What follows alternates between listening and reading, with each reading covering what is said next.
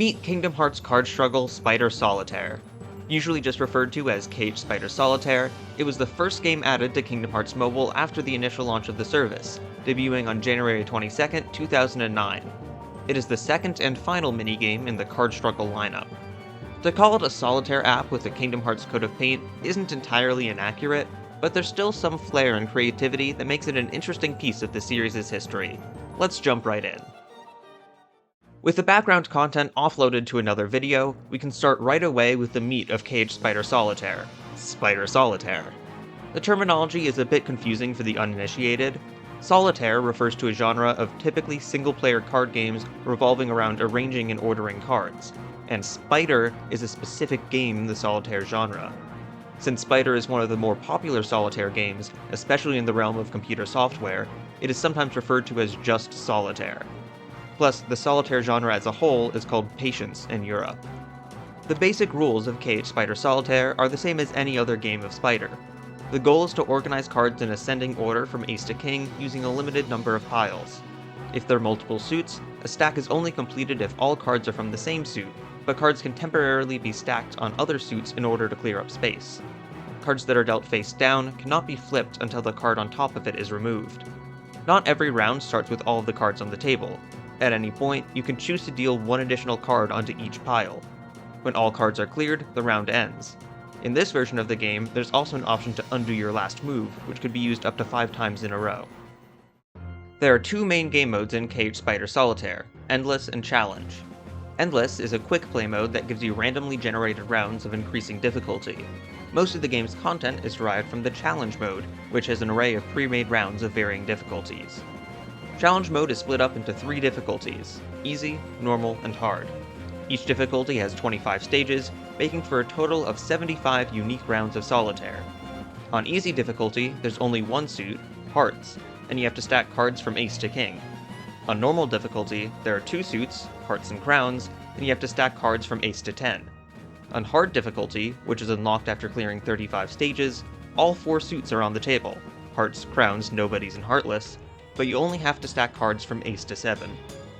For each stage of a given difficulty, the number of card stacks you need to make increases every 5 levels, with the very first stage having an extra low number of cards for practice. The timer also changes each level. The first stage of each row does not have a time limit, and the second, third, and fourth stages each have 1 minute less on the clock than the previous level. The last stage of each row doesn't have a stricter time limit than the fourth, but it still ups the challenge by removing one of the 8 piles from the table. The only deviation from this pattern is the very final hard level, which does not have a time limit. So far, everything we've discussed could have been the setup for any Spider Solitaire application. Sure, we've swapped out the club, spades, and diamonds for crowns, nobodies, and heartless, but all of the mechanics I've shown are just the rules of a fairly standard card game. But there's one more piece to this puzzle that puts the Kingdom Hearts in Cage Spider Solitaire: summons. As I'm sure you've noticed, the solitaire stages have various cage worlds in the background. This isn't just for show. The world of the level gives you a unique summon to use during the round. Well, I say summon, but the game calls it a support. You can activate the support power once per round, and there's no score penalty for using it. When you first start the game, only the first 5 stages of easy and normal mode are unlocked, and subsequent levels are unlocked in groups of 10. You can't encounter a world in endless mode until you reach it in the challenge stages, so getting access to support abilities in endless mode is something of a reward for doing the challenges.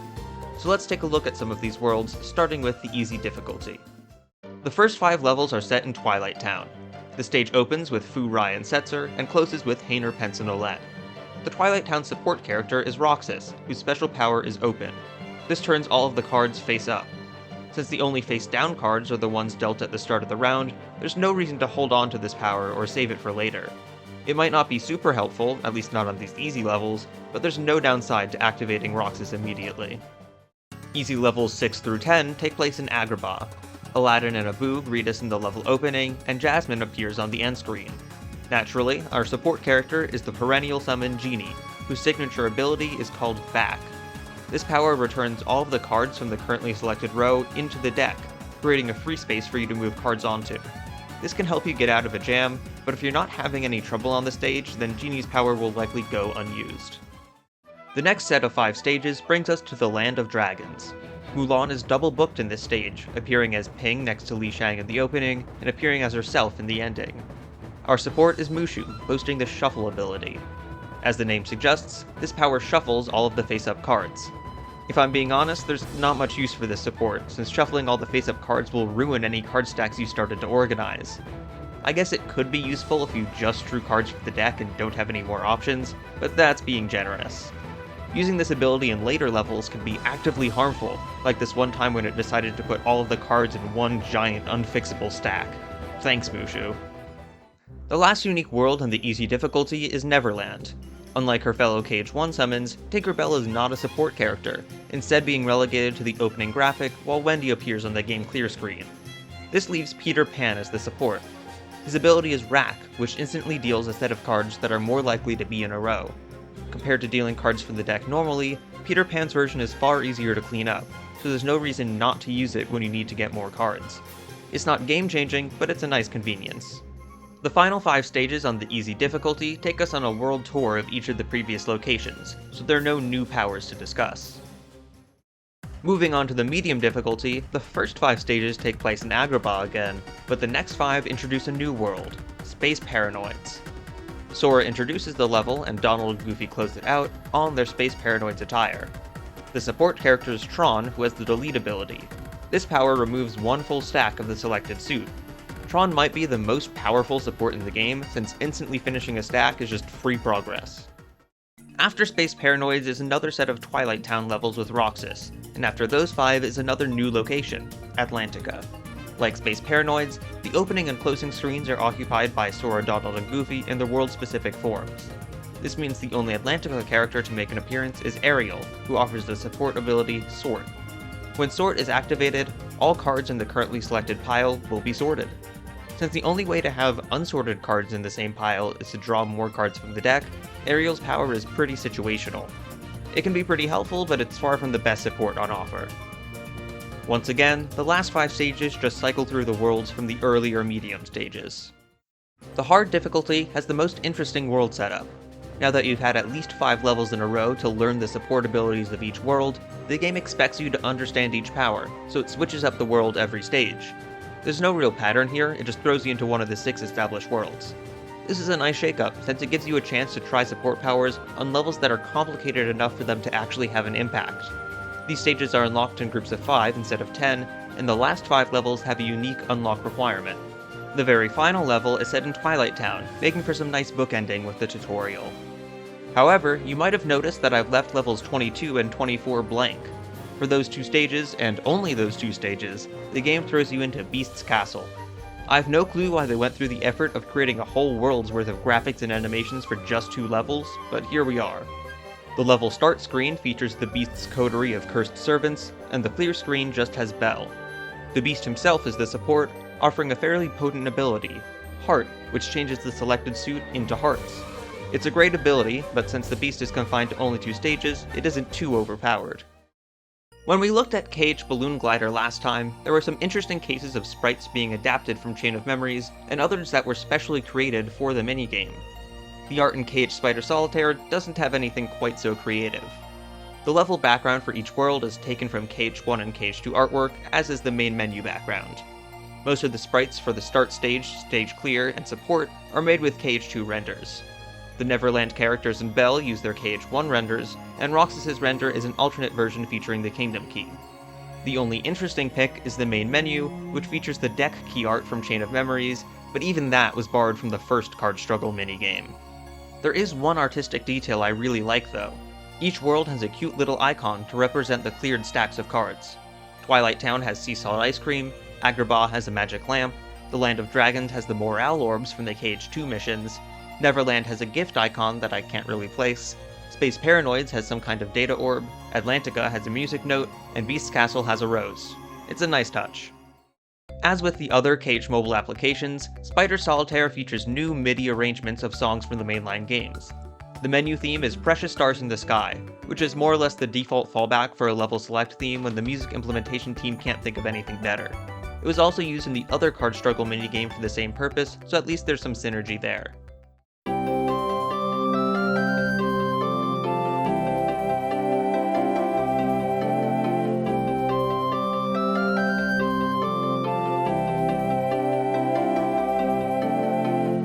Each world uses its respective field theme. For Twilight Town, this is Lazy Afternoons, but specifically the Kingdom Hearts 2 arrangement. You can tell because the synthesizer used for the melody is trying to imitate a soprano saxophone, which is unique to the KH2 version. In Com and Recom, the melody is played on a harmonica, which is personally my preferred instrumentation, but that's neither here nor there.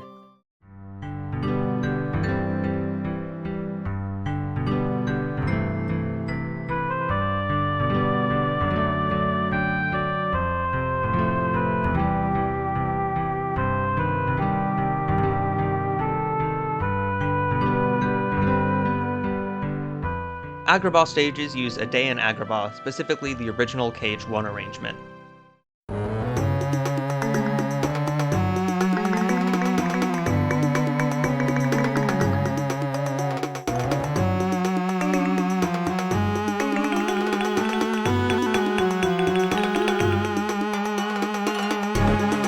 To no one's surprise, the Land of Dragons uses the Home of Dragons as its theme.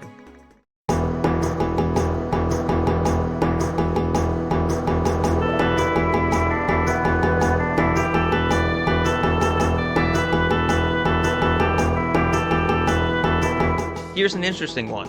Neverland stages use Neverland Sky, the field theme of Big Ben in KH1. This fits in with the background art in the Neverland stages, and it's nice to see this underloved track make a return.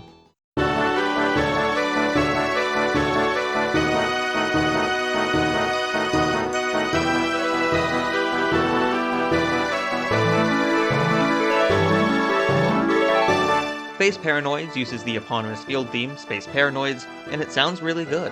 The song plays nice with the synthesizer limitations.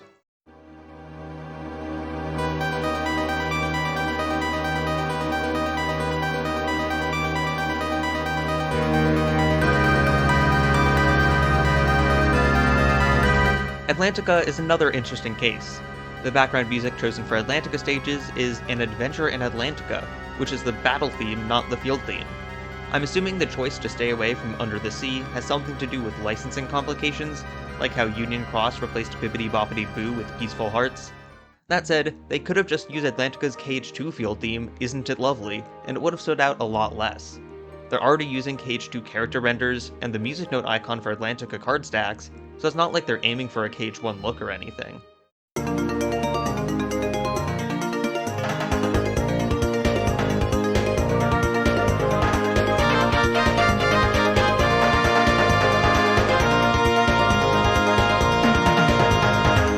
The final song is Waltz of the Damned, predictably returning for Beast's Castle. It's still weird to me that they went through all the trouble of making this arrangement for just 2 stages.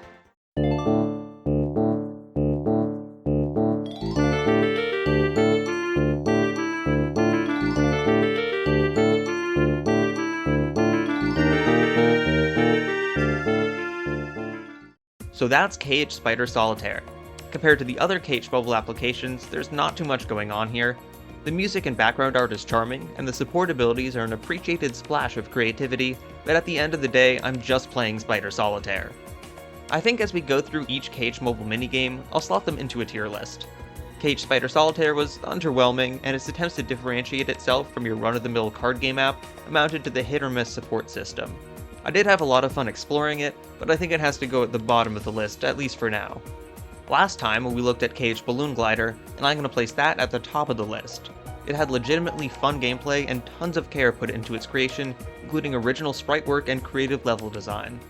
As an aside, I have a personal rule that any game I show on this channel, I have to have played myself to the fullest extent possible, within reason. I want to be able to come to you with analysis and opinions backed by the fact that I've dug into everything the title has to offer. But that does mean for this short video, I endured over 150 games of Solitaire. I'll be real, I actually learned how to play Solitaire for this game. Not sure if it was worth it. Our exploration of Kingdom Hearts Mobile will continue in the next installment, where we'll be taking a look at a different kind of card game, one that has the single strangest creative decision I've encountered so far. I'll see you there.